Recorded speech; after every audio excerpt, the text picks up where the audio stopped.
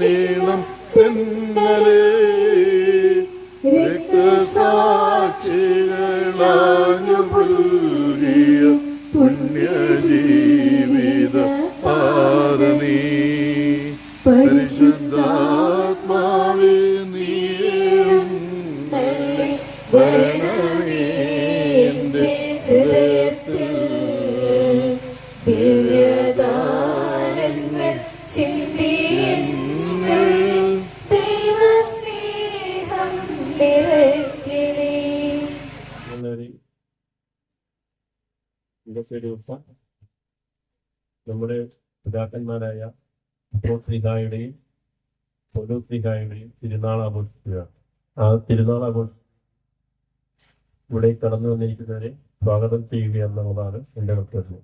ആദ്യമായി നമ്മുടെ ഒരു കാര്യത്തിൽ ക്രിസ്തുമന്ദിരത്തിലച്ഛനെ ഈ തിരുനാൾ ആഘോഷത്തിലേക്ക് നമ്പേരും ഇടവകയുടെ പേരിൽ സ്വാഗതം ചെയ്യും.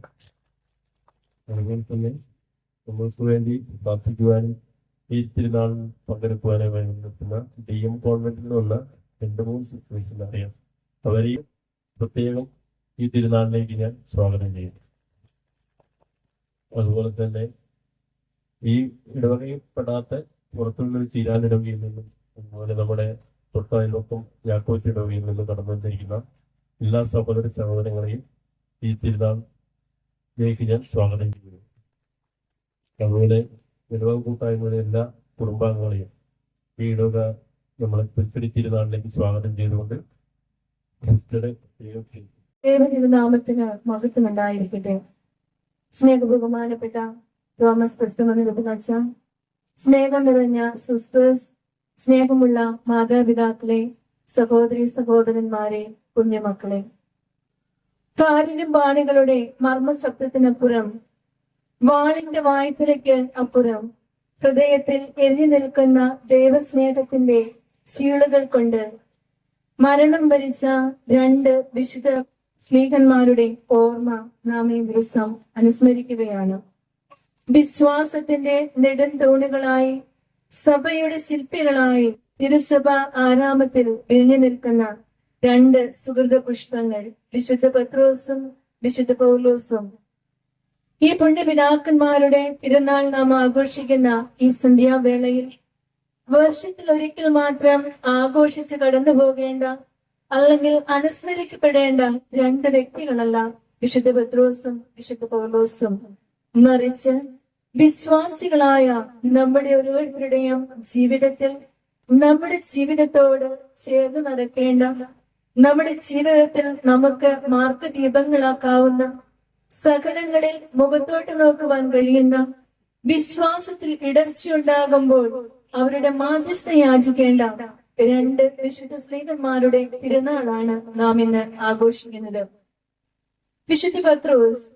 നമ്മുടെ ഓരോരുത്തരുടെയും മനസ്സിലേക്ക് വിശുദ്ധ പത്രോസ് എന്ന് പറയുമ്പോൾ കടന്നു വരുന്ന ആദ്യത്തെ ചിന്ത, 3 വർഷം കൂടെ കൊണ്ടു നടന്ന ഗുരുവിനെ ഒരു നിമിഷം തള്ളിപ്പറഞ്ഞ വിശ്വാസത്തിന്റെ സ്ഥിരതയില്ലാത്ത ഒരു പത്രോസ് ആയിട്ടാണ് കടന്നു വരുന്നത്. എന്നാൽ അതല്ല വിശുദ്ധ പത്രോസ്. വിശുദ്ധ പത്രോസിനെ കുറിച്ച് ചിന്തിക്കുമ്പോൾ ജെറുസലേമിലെ ബെത്സദയിൽ ജനിച്ച് ഗലീലി കടൽ തീരത്ത് മീൻ പിടിച്ച് ഉപജീവനം നടത്തിയിരുന്ന ഒരു സാധാരണക്കാരനായ പച്ചയായ ഒരു മനുഷ്യൻ. ഒരു ദിവസം വൈകുന്നേരം നസ്രായൻ ഗലീലി കടൽ തീരത്തുകൂടി കടന്നുപോയപ്പോൾ അവന്റെ നേരെ നോക്കി ഒരു ചോദ്യം എറിഞ്ഞു, എന്നെ അനുഗമിക്കുക. ആ ചോദ്യത്തിൽ നിന്ന് പത്രോസ് വളർന്നു കടന്നു വന്നത് സമരിയുടെ അമരത്തേക്കാണ്. ഈ കടന്നുവരവിൽ, അതിന്റെ പ്രോസസ്സിന് പത്രോസ് ലീഗ എന്ന യഥാർത്ഥ മനുഷ്യന്റെ സ്വഭാവം നാം നേരായി കാണുന്ന സംഭവങ്ങൾ നിരവധി സുവിശേഷത്തിൽ നമുക്ക് കാണുവാനായിട്ട് സാധിക്കും. ഉദാഹരണത്തിന്, കർത്താവായ യേശുമിശിഹ ഒരു രാത്രിയിൽ കടലിലൂടെ നടന്നു വരുവാനായിട്ട് പത്രോസിനോട് ആവശ്യപ്പെട്ടപ്പോൾ, കർത്താവേ, അത് നീയാണെങ്കിൽ ഈ വെള്ളത്തിന്റെ മുകളിലൂടെ നടന്നു വരുവാൻ എന്നോട് കൽപ്പിക്കണമേ എന്ന് പറഞ്ഞിട്ട് നടന്നു വരൂ പത്രോസ് എന്ന് പറയുമ്പോൾ അവൻ നടന്നു വരികയും കടലിന്റെ മധ്യഭാഗത്തെത്തിയപ്പോൾ ചഞ്ചലപ്പെട്ട് വെള്ളത്തിലേക്ക് താഴുകയും ചെയ്ത ഒരു പത്രോസ്. ഈ പത്രോസ് തന്നെയാണ് കെസറിയ ഫിലിപ്പി പ്രദേശത്ത് വെച്ച് കർത്താവായ യേശു മിശിഹ ക്രിസ്തു ആരാണെന്നാണ് ജനങ്ങൾ പറയുന്നതെന്ന് ചോദിച്ചപ്പോൾ നീ ജീവനുള്ള ദൈവത്തിന്റെ പുത്രനായ ക്രിസ്തുവാണ് എന്ന് പറയുന്നത്. അപ്പോൾ കർത്താവ് അവനോട് പറഞ്ഞ ഉത്തരവും നമുക്കറിയാം. നീ കേപ്പായാണ്, ഈ പാറമേൽ എന്റെ സഭയെ ഞാൻ പണിയും. അടുത്ത വചനങ്ങളിലേക്ക് കടന്നു പോകുമ്പോൾ കർത്താവ് അവനോട് പറയുകയാണ്, ഇതാ ഞങ്ങൾ ജെറുസലേമിലേക്ക് പോകുന്നു.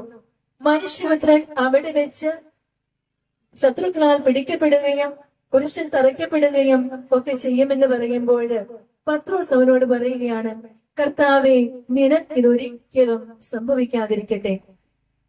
ഇത് സുവിശേഷത്തിലെ രണ്ട് വൈരുദ്ധ്യങ്ങളാണ്. ഒന്ന്, നീ ജീവനുള്ള ദൈവത്തിന്റെ പുത്രനായ ക്രിസ്തുവാണെന്ന് പറയുകയും അടുത്ത നിമിഷം കർത്താവെ നിനക്ക് ഇത് സംഭവിക്കാതിരിക്കട്ടെ എന്ന് പറയുകയും ചെയ്യുമ്പോൾ പത്രോസിനോട് കർത്താവ് പറയുന്ന ഒരു ഉത്തരമുണ്ട്. പത്രോസ്, നീ എന്റെ പിറകിൽ പോകുക, നീ എനിക്ക് പ്രതിബന്ധമാണ്.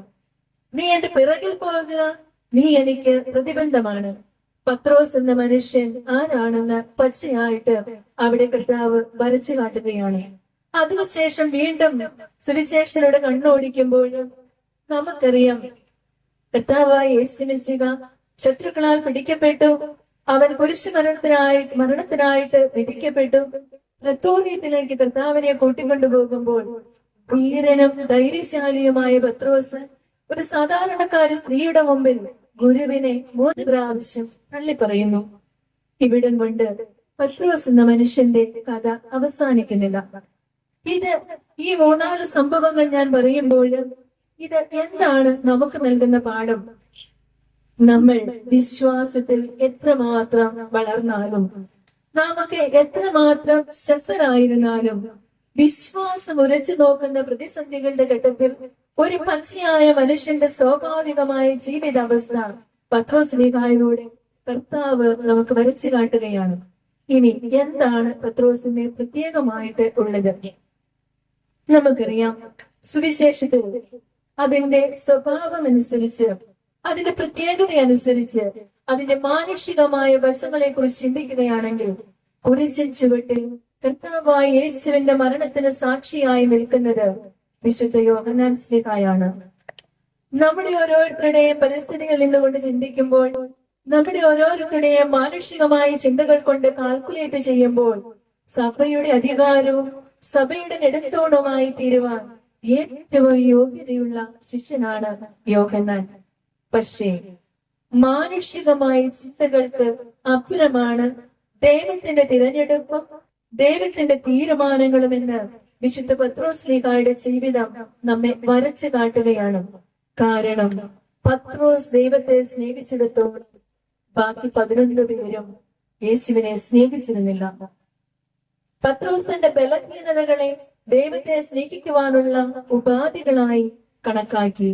മറ്റുള്ളവർ തങ്ങളുടെ പുണ്യത്തെയും തങ്ങളുടെ സുഗന്ധത്തെയും ദൈവത്തെ സ്നേഹിക്കുവാനുള്ള ഉപാധിയായി കണക്കാക്കിയപ്പോൾ വിശുദ്ധ പത്രോസ് തന്റെ ബലഹീനതകളെ കർത്താവിനെ സ്നേഹിക്കുവാനുള്ള ഉപാധിയായി കണക്കാക്കി. അതുകൊണ്ടാണ് സഭയുടെ തലവനായി പത്രോസ്ലീഹ ഇന്ന് സഭയിൽ വണങ്ങപ്പെടുകയും ആദരിക്കപ്പെടുകയും പത്രോസാകുന്ന അടിത്തറമേൽ അല്ലെങ്കിൽ പത്രോസാകുന്ന പാറമേൽ സ്ഥാപിക്കപ്പെട്ട സഭയെന്ന് നമ്മുടെ സഭയെ കുറിച്ച് പറയുകയും ചെയ്യുന്നത്.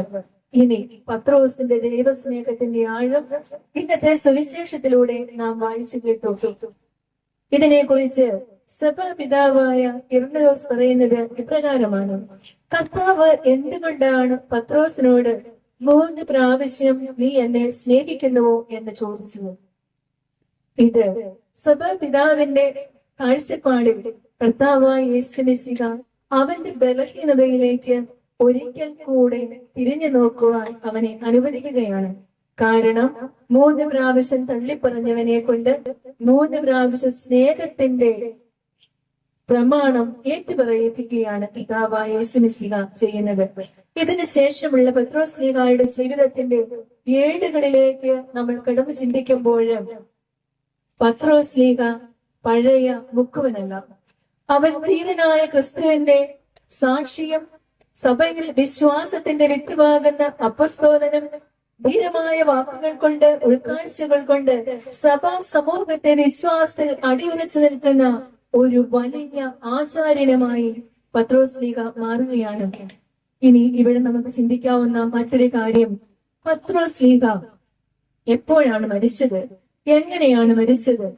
പത്രോസ്ലീഹയുടെ ജീവിതത്തിൽ അന്ത്യോക്യയിലും ജെറുസലേമിലും ദൈവത്തിന്റെ സുവിശേഷം പ്രസംഗിച്ചുകൊണ്ട് അവസാനം അന്ത്യോക്യയിൽ നിന്ന് റോമിലേക്ക് പത്രോസ്ലീഹ കടന്നു വരികയാണ്.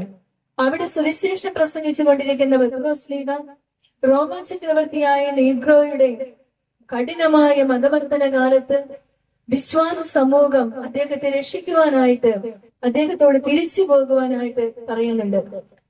അങ്ങനെ റോമ നഗരത്തിന്റെ കോട്ടകൾ കടന്ന് രക്ഷപ്പെടുവാൻ ആഗ്രഹിച്ചുകൊണ്ട്, മറ്റുള്ളവരുടെ സമ്മർദ്ദത്തെ തുടർന്ന് രക്ഷപ്പെടുവാൻ ആഗ്രഹിച്ചുകൊണ്ട് കടന്നു പോകുന്ന പത്രോസിന്റെ മുൻപിലേക്ക് കർത്താവായ യേശു മിശിഹ കുരിശിൽ ചുമന്നുകൊണ്ട് കടന്നു വരികയാണ്.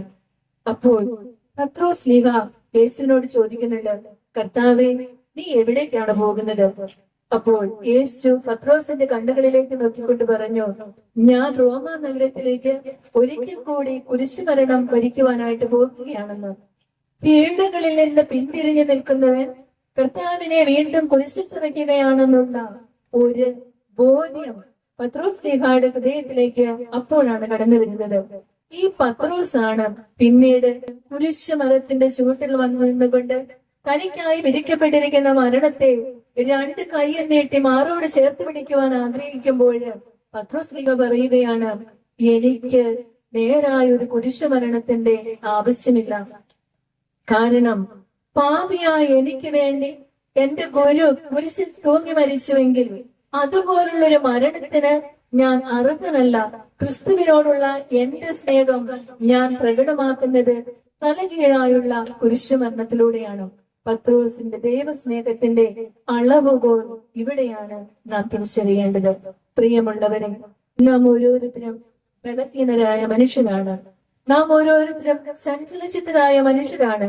പ്രശ്നങ്ങളുടെയും പ്രതിസന്ധികളുടെയും നടുവിൽ നാം ഓരോരുത്തരും പതറി നിൽക്കുമ്പോൾ, ഈ വലിയ മുക്കുവന്റെ മുഖത്തേക്ക് നോക്കുമ്പോൾ നമുക്ക് ലഭിക്കുന്ന പ്രത്യാശ എന്ന് പറയുന്നത്, നിനക്കും വിശ്വാസത്തിന്റെ തീച്ചൂളയിൽ പരീക്ഷിക്കപ്പെടുമ്പോൾ ഒരു ഉരകല്ലായി നിന്നെ മാറ്റുവാനായിട്ട് തിരിക്കുമ്പോൾ നിനക്ക് മുമ്പേ കടന്നുപോയ ഞാൻ നിന്നെ ശക്തിപ്പെടുത്തുമെന്നുള്ളൊരു ഉത്തരം വിശുദ്ധ പത്രോസ്ലീഹ നമുക്ക് നൽകുന്നുണ്ട്. അതിനാൽ വിശ്വാസത്തിന്റെ നടുത്തൂണായ തീർന്ന് യഹൂദ നിയമങ്ങളിൽ വള്ളിപുള്ളി തെറ്റാതെ പഠിച്ച് വലിയ പാണ്ഡിത്യം നിറഞ്ഞ ഗുരുവായി ജെറുസലേമിലും പരിസര പ്രദേശങ്ങളിലും തിളങ്ങി നിന്ന വിശുദ്ധ പൗലോസിന്റെ ജീവിതത്തെ ആകപ്പാടെ മാറ്റിമറിച്ച സംഭവ വ്യക്തതകളിലൂടെ കടന്നു പോകുമ്പോൾ വിശുദ്ധ പൗലോസിനെ സംബന്ധിച്ചിടത്തോളം താൻ വിശ്വസിച്ചതിനു വേണ്ടി, താൻ അറിഞ്ഞതിനു വേണ്ടി, താൻ സ്നേഹിച്ചതിനു വേണ്ടി, തനിക്ക് ബോധ്യപ്പെട്ടതിനു വേണ്ടി സ്വജീവിതത്തെ ഏതു തരത്തിലും വ്യയം ചെയ്യുവാൻ മടിയില്ലാത്ത ഒരു വ്യക്തിത്വത്തിന്റെ ഉടമയാണ് വിശുദ്ധ പൗലോസ്ലീഹ. തീഷ്ണത കൊണ്ട് ജ്വലിച്ചവൻ, തീഷ്ണത കൊണ്ട് ദൈവത്തിന്റെ സഭയെ പീഡിപ്പിച്ചവൻ ആ പൗലോസ്ലീഹ ഡമാസ്കസിലേക്കുള്ള ഒരു യാത്രയിൽ എന്തോ ഒരു അശരീരി കേട്ട് അവൻ കുതിരപ്പുറത്തു നിന്ന് താഴെ വീഴുകയും ഇരുമ്പാണികളിൽ തൊഴിക്കുന്നത് നിനക്ക് നല്ലതല്ല എന്ന ദൈവവചനത്തിന്റെ ആഴവും അർത്ഥവും വ്യക്തമായി മനസ്സിലാക്കിയതിനു ശേഷം ആരെ പീഡിപ്പിച്ചുവോ അവന് വേണ്ടി ജീവിതം മാറ്റിവെച്ച വിശുദ്ധ പൗലോസ്ലീഹ. വിശുദ്ധ പൗലോസ്ലീഹയുടെ ലേഖനങ്ങളിലൂടെ കണ്ണോടിക്കുമ്പോൾ നാം കണ്ടെത്തുന്ന ഒത്തിരി സത്യങ്ങളുണ്ട്. വിശുദ്ധ പൗലോസ് പറയുകയാണ്, എനിക്ക് ലാഭമായിരുന്നതിനെ എല്ലാം ഉച്ഛിഷ്ടം പോലെ ഞാൻ കരുതുകയാണ്. കാരണം എന്താ?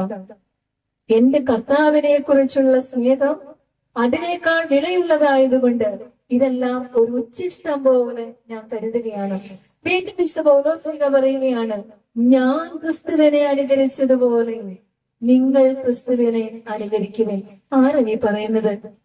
ഒരിക്കൽ പീഡിപ്പിച്ച് ക്രിസ്തു മതത്തിൽ വിശ്വസിക്കുന്നവരെ പീഡിപ്പിച്ച് കഴുത്തറുത്ത് കൊന്ന് കല്ലെറിഞ്ഞു കൊന്ന് അവരുടെ വസ്ത്രവും എല്ലാം സൂക്ഷിച്ചു വെച്ച് അവരുടെ ചോര പുരണ്ട വസ്ത്രം കണ്ട് സന്തോഷിച്ചിരുന്ന പൗലോസാണ് പറയുന്നത്, ഇവയെല്ലാം എന്റെ കർത്താവായ യേശുക്രിസ്തുവിനെ കുറിച്ചുള്ള സ്നേഹം മൂലം ഇവയെല്ലാം ഉച്ഛിഷ്ടം പോലെ ഞാൻ കരുതുകയാണ് എന്ന്.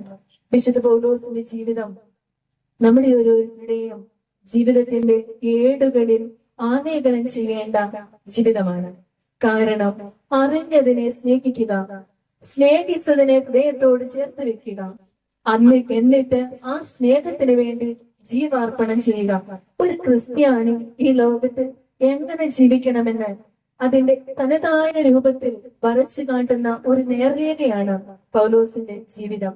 വിശുദ്ധ പൗലോസിന്റെ ചരിത്രം പരിശോധിക്കുമ്പോൾ പൗലോസിനെ പോലെ കഷ്ടതകൾ സഹിച്ച വേറൊരു മനുഷ്യനില്ല. നമുക്കറിയാം, നൂറ്റാണ്ടുകൾക്ക് മുമ്പ് ആ സ്ഥലത്തിന്റെ ഭീകരതയെ കുറിച്ച് നമുക്ക് മനസ്സിലാകണമെങ്കിൽ ഇന്ന് ആ സ്ഥലത്തൊന്നും നമ്മൾ പോയി നോക്കണം. ഇത്രയുമില്ലാത്ത ഒരു കൊച്ചു മുറിയിൽ ഒരു കല്ല് മാത്രം തലയിണയായി വെച്ച് ഒരു മനുഷ്യന് നിൽക്കാൻ മാത്രമുള്ള ഒരു ജയിലിൽ അദ്ദേഹം കടന്നപ്പോഴാണ് ഈ ലേഖനങ്ങൾ മുഴുവനും എഴുതിയത്. വിശുദ്ധ പൗലോസിനെ കുറിച്ച് ചിന്തിക്കുമ്പോൾ ഏലിയ പ്രവാചകന്റെ ഓർമ്മയാണ് എന്റെ മനസ്സിലേക്ക് കടന്നു വരുന്നത്. യോറോബ് മലയിൽ വെച്ച് ദൈവമായ കർത്താവ് പുകയുടെ മുഖത്ത് മുട്ടിക്കൊണ്ട് ഏലിയായോട് ചോദിക്കുകയാണ്, ഏലിയ, നീ അവിടെ എന്ത് ചെയ്യുകയാണ്? സൈന്യങ്ങളുടെ ദൈവമായ കർത്താവെ, അങ്ങയെ കുറിച്ചുള്ള തീഷ്ണതയാൽ ഞാൻ ജ്വലിക്കുകയാണ്. വിശുദ്ധ പൗലോസിന്റെ ജീവിതത്തിലേക്ക് കടന്നു ചെന്നപ്പോൾ ഈ കാരാഗ്രഹത്തിലായിരിക്കുന്ന പൗലോസിന്റെ ജീവിതം ദൈവ സ്നേഹം കൊണ്ട് ജ്വലിച്ച് അത് വാക്കുകളായി അത് തന്റെ തൂലികയിൽ നിന്ന് പുറത്തു വന്നതിന്റെ ഫലമാണ് ജീവിത പ്രമാണമായി ഹൃദയത്തോട് ചേർത്ത് വെക്കുവാൻ നമുക്കിന്ന് 14 ലേഖനങ്ങൾ ലഭിച്ചിരിക്കുന്നത്. ഈ 14 ലേഖനങ്ങളിലും പൗലോസ്ലിഹ അനുഭവിച്ചറിഞ്ഞ ദൈവസ്നേഹത്തിന്റെ ആഴവും നീളവും ഉയരവും വീതിയും എത്രമാത്രമെന്ന് അതിലൂടെ കണ്ണോടിക്കുന്നവർക്ക് മനസ്സിലാക്കാൻ സാധിക്കും, അത് ധ്യാനിക്കുന്നവർക്ക് മനസ്സിലാക്കുവാൻ സാധിക്കും. പ്രിയമുള്ളവരെ, വിശുദ്ധ പത്രോസും വിശുദ്ധ പൗലോസും, ഈ വിശുദ്ധ പത്രോസും വിശുദ്ധ പൗലോസും നമ്മുടെ ഓരോരുത്തരുടെയും ഉള്ളിൽ ജീവിക്കുന്നുണ്ട്. നമ്മുടെ ഓരോരുത്തരുടെയും അന്തരാത്മാവിലേക്ക് മാമോദീസ എന്ന കൂദാശ വഴി, മോറാൻ അഭിഷേകം എന്ന കൂദാശ വഴി, വിശുദ്ധ കുർബാന വഴി ഈ പത്രോസിന്റെ വിശ്വാസവും സ്നേഹവും ഈ പൗലോസ്ലിഹായുടെ ദൈവത്തിന് വേണ്ടിയുള്ള ദാഹവും മനുഷ്യരെന്ന നിലയിൽ നമ്മിലേക്ക് ഓരോരുത്തരിലേക്കും കർത്താവായ യേശു മിശിഹ തന്റെ തിരുശരീര രക്തങ്ങളിലൂടെയും തന്റെ സഭയുടെ കൂദാശകളിലൂടെയും ആലേഖനം ചെയ്ത് വെച്ചിട്ടുണ്ട്. അത് നമ്മുടെ ജീവിതത്തിൽ ഫലമണിയണമെങ്കിൽ നാം ഓരോരുത്തരും ഈ പത്രോസിന്റെ എളിമയിലേക്കും പൗലോസിന്റെ വിശ്വാസ തീഷ്ണതയിലേക്കും കടന്നു വരണം. ഈ തിരുനാളിൽ ഈ വലിയ 2 ശിഷ്യന്മാരുടെ മാധ്യസ്ഥ യാചിച്ചുകൊണ്ട് പ്രാർത്ഥിക്കുമ്പോൾ ഇവരുടെ തിരുനാൾ എല്ലാ വർഷവും ജൂൺ 29 മാത്രം നാം ആഘോഷിച്ചാൽ പോരാ. ഓരോ ദിവസവും ഈ വിശുദ്ധരുടെ കൈകളിൽ നിന്ന് അനുഗ്രഹങ്ങൾ ചോദിച്ചു വാങ്ങിച്ച് വിശ്വാസത്തിൽ പതർച്ചയുണ്ടാകുമ്പോൾ അവരുടെ മാധ്യസ്ഥ യാചിച്ച് ദൈവസ്നേഹത്തിന്റെ ഉറവുകൾ കെട്ടുപോകുമ്പോൾ വിശുദ്ധ പൗലോസിനോട് ദൈവസ്നേഹത്താൽ ഞങ്ങളെ ജ്വലിപ്പിക്കണമേ എന്ന് പ്രാർത്ഥിച്ചുകൊണ്ട് നമ്മുടെ ഓരോരുത്തരുടെയും അനുദിന ജീവിതത്തിലെ സങ്കടങ്ങളുടെ കുരിശുകൾ ചുമക്കുവാൻ ദൈവമായ കർത്താവ് നമ്മെ അനുഗ്രഹിക്കട്ടെ എന്ന് ഈ തിരുനാൾ ദിവസം നമുക്ക് പ്രാർത്ഥിക്കാം. വിശുദ്ധ പൗലോസ്ലിഹായുടെ ലേഖനത്തിൽ, ഫിലിപ്പിയ ലേഖനം 4-ാം അധ്യായം 19-ാം വാക്യത്തിൽ മനോഹരമായ ഒരു വാക്യമുണ്ട്. എന്റെ ദൈവം തന്റെ മഹത്വത്തിന്റെ സമ്പന്നതയിൽ നിന്ന് യേശു ക്രിസ്തു വഴി നിങ്ങൾക്ക് ആവശ്യമുള്ളത് എല്ലാം നൽകും. നമ്മുടെ പിതാവായ ദൈവത്തിന് ഇപ്പോഴും എപ്പോഴും എന്നേക്കും മഹത്വം ഉണ്ടായിരിക്കട്ടെ. ഈ പ്രാർത്ഥനയോടെ തന്റെ മഹത്വത്തിന്റെ സമ്പന്നതയിൽ നിന്ന് ഈ വിശുദ്ധ സ്നേഹിതന്മാരുടെ മാധ്യസ്ഥം വഴി നമ്മൾക്കും നമ്മുടെ കുടുംബത്തിനും നമ്മുടെ ദേശത്തിനും നമ്മുടെ ഇടവഴിക്കും ആവശ്യമായിരിക്കുന്ന എല്ലാ കൃപാവരങ്ങളും കർത്താവായ യേശു മിശിഹ നൽകട്ടെ എന്ന് പ്രാർത്ഥിച്ചുകൊണ്ട് ഈ തിരുനാളിന്റെ അനുഗ്രഹങ്ങൾ എല്ലാവർക്കും നേർന്നുകൊണ്ട് സ്നേഹപൂർവ്വം നിർത്തുന്നു. നന്ദി.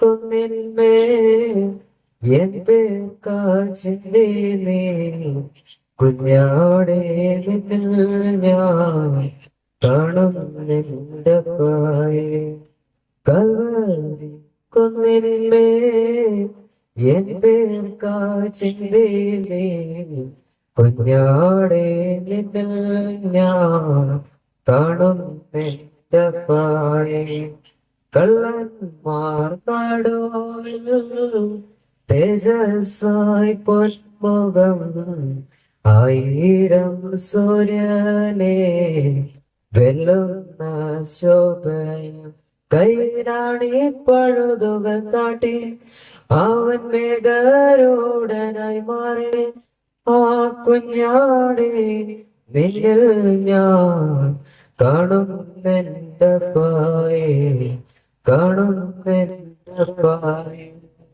കൽവരി കൊന്നില്ലേ എൻ പേർക്കായി ചിന്തയിലേ കുഞ്ഞാടെ നിന്നിൽ ഞാൻ കാണുന്നെന്റെ പായേ കാണുന്നെന്റെ പായേ ആ കുഞ്ഞാടെ നിന്നിൽ ഞാൻ കാണുന്നെന്റെ പായേ കാണുന്നെന്റെ പായേ. സ്നേഹബഹുമാനം വിവരിച്ച സിസ്റ്റേഴ്സ്, മാതാപിതാക്കളെ, യുവജന സുഹൃത്തുക്കളെ, കുഞ്ഞുമക്കളെ, പ്രിയമുള്ളവരെ, നമ്മെ സംബന്ധിച്ചിടത്തോളം ഈ കഴിഞ്ഞ ഒരു വർഷക്കാലം വിശുദ്ധ പത്രോസ് പൗലോസ് ശ്ലീഹന്മാരുടെ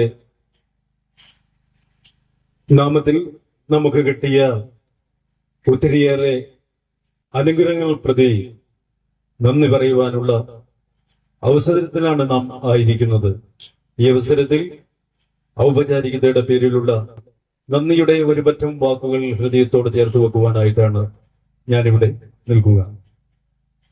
ആദ്യമായി നമുക്ക് വേണ്ട മാർഗനിർദ്ദേശങ്ങളെല്ലാം നൽകിക്കൊണ്ട് നമ്മളിൽ ഒരാടായി നമ്മളോടൊത്ത് സഞ്ചരിക്കുന്ന ഞങ്ങളുടെ ഏറ്റവും പ്രിയപ്പെട്ട വികാരി അച്ഛൻ തോമസ് ക്രിസ്തുമന്ദിരം അച്ഛന് നമ്മുടെ ഇടവക കൂട്ടായ്മയുടെ പേരിലും അതുപോലെ തന്നെ ഈ പ്രദേശവാസികളുടെ പേരിലുമുള്ള ഏറ്റവും സ്നേഹത്തോടെയുള്ള നന്ദി കടപ്പാട് പറയുന്നുണ്ട്.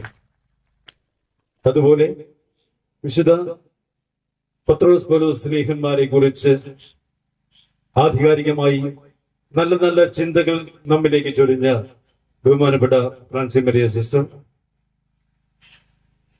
ഒരുപാട് കാര്യങ്ങൾ നമ്മോട് പറയുകയും പ്രാവർത്തികമാക്കുവാൻ ആഹ്വാനം ചെയ്യുകയൊക്കെ ചെയ്തു. സിസ്റ്റർക്കും നമ്മുടെ ഇവിടെ കൂടിയിരിക്കുന്ന ഓരോരുത്തരുടെയും അതുപോലെ തന്നെ നമ്മുടെ ഇടവക സമൂഹത്തിന്റെ എല്ലാവരുടെയും പേരിലുള്ള നന്ദിയും കടപ്പാടും അറിയിക്കുന്നു. അതുപോലെ തന്നെ DM കോൺവെന്റിൽ നിന്ന് കടന്നു വന്നിട്ടുള്ള മറ്റ് സിസ്റ്റേഴ്സിനും നമ്മുടെ എല്ലാവരുടെയും പേരിലുള്ള നന്ദിയും കടപ്പാടും അറിയിക്കുന്നു. അതുപോലെ തന്നെ നമുക്ക് ഇങ്ങനെയൊരു കുരിശടി സമ്മാനിച്ചത്, ദാനമായി നൽകിയത് നമുക്ക് എല്ലാവർക്കും അറിയാവുന്നതുപോലെ വിൽസൺ തടത്തിപ്പിളാക്കൽ കുടുംബമാണ്. ആ കുടുംബത്തിന്റെ നിയോഗത്തെയും അവരുടെ നന്മകളെയും ഒക്കെ ഓർത്ത് ഒത്തിരി പ്രാർത്ഥിക്കുകയും അവരോടുള്ള നമ്മുടെ നന്ദിയും കടപ്പാടും ഈ തരുണത്തിൽ അറിയിക്കുന്നു. അതുപോലെ നമുക്കറിയാം, ഇന്നത്തെ നമ്മുടെ നേർച്ച ഭക്ഷണം നമുക്കിവിടെ വഴിപാടായിട്ട് നൽകുന്നത് സേക്രഡ് കുടുംബമാണ്. അവരുടെ നിയോഗങ്ങളെല്ലാം ഫലവത്താവട്ടെ എന്ന് ആത്മാർത്ഥമായി പ്രാർത്ഥിക്കുകയും നമ്മുടെ ഇടവക കൂട്ടായ്മയുടെ ഏറ്റവും സ്നേഹത്തോടെയുള്ള നന്ദിയും കടപ്പാടും അറിയിക്കുന്നു. അതുപോലെ തന്നെ ഈ കുരിശടിയുടെ ഈ തിരുനാൾ ആഘോഷം മനോഹരമാക്കുന്നതിന് വേണ്ടി സാമ്പത്തികമായി, ശാരീരികമായി, മാനസികമായി ഒക്കെ ഈ പ്രദേശവാസികൾ നമ്മളോട് സഹകരിച്ചു. അവരോടുള്ള നന്ദിയും ഈ തരുണത്തിൽ ഹൃദയത്തോട് ചേർത്ത് വെക്കുകയാണ്. അതുപോലെ തന്നെ നമ്മുടെ പള്ളി കമ്മിറ്റിക്കാര്, ഇടവക അംഗങ്ങള്, നമ്മുടെ അമ്മമാര്, ഭക്ഷണം പാകം ചെയ്യുന്നതിലൊക്കെ നമ്മുടെ അമ്മമാര് ഏറ്റവും നല്ല ശുശ്രൂഷ കാഴ്ചവെച്ചു. അവരെയും നന്ദിപൂർവ്വം ഈ അവസരത്തിൽ ഓർക്കുകയാണ്. ആർക്കെങ്കിലും നന്ദി പറയുവാനായിട്ട് വിട്ടുപോയിട്ടുണ്ടെങ്കിൽ പ്രത്യേകിച്ച് ഒരു കാര്യം കൂടി ചേർത്ത് വെക്കട്ടെ. നമ്മുടെ ജോസിൻ മനോഹരമായ ഒരു ഗാനം ഇവിടെ ആലപിച്ചു. നല്ല നല്ലൊരു ഗാനം ഇവിടെ ആലപിച്ചു. ജോസിനും പ്രത്യേകമായ മംഗളങ്ങളും നന്ദിയും അറിയിക്കുന്നു.